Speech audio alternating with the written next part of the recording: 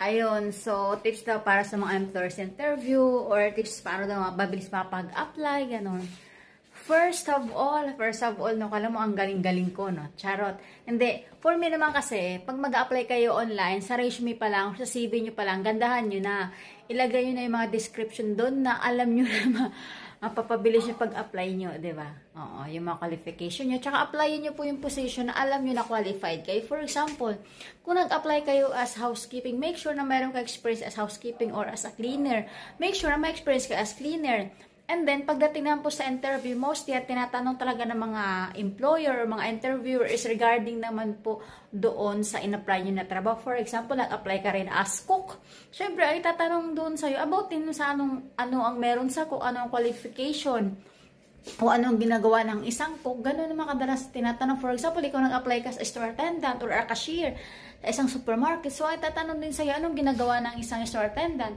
Anong ginagawa ng isang cashier? Ganon. Tapos, meron pang mga tanong, ang iba nagtatanong din na, ano ba? Paikot-ikot ako, tinatanong nila na, for example, natanggap ka. What if there's something happen to your family na sa Pilipinas? Uwi ka ba o hindi? Ayun, nagtatanong sila ng ganyan. Yes.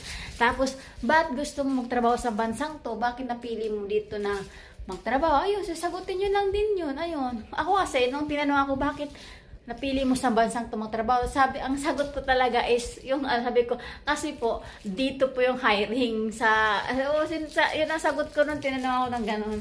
Sabi ko, kasi po, dito po yung hiring po kasi kayo, tsaka alam ko maganda yung bansa, tsaka mas malaki yung sahod. Sabi ko, kasi mag-stay sa Pilipinas, na ang sahod is, medyo konti lang. Siyempre, kailangan ko naman malaki ang sahod. That's why, grab the opportunity, gano'n. Sabi ko, diba? Mas okay na rin mga sabi ko ng totoo sa pagsisunod. Kasi maganda yung lugar. Kaya syempre, alam nyo naman sarili kung bakit yung nag-apply sa lugar na. Kasi nga, dahil syempre, sahod naman talaga ang pag-usapan, di ba? Para mabigay nyo sa family nyo ang financial needs sa kailangan nila, di ba? O kaya sa sarili nyo, di ba? Ganon. So, basta confident ka lang, ganon. Yung kaba, nandyan naman yung kaba, totoo yun. Tapos, pag halimbawa, kung hindi ka pinapaupo ng nag-interview sa wag kang upo, hintay mo sabihin na upo ka, ito, ganyan. Syempre, yung nakangiti ka, greetings, huwag kalimutan. Basta yun. And, wala na, makatulog na talaga ako. Ayun, good night.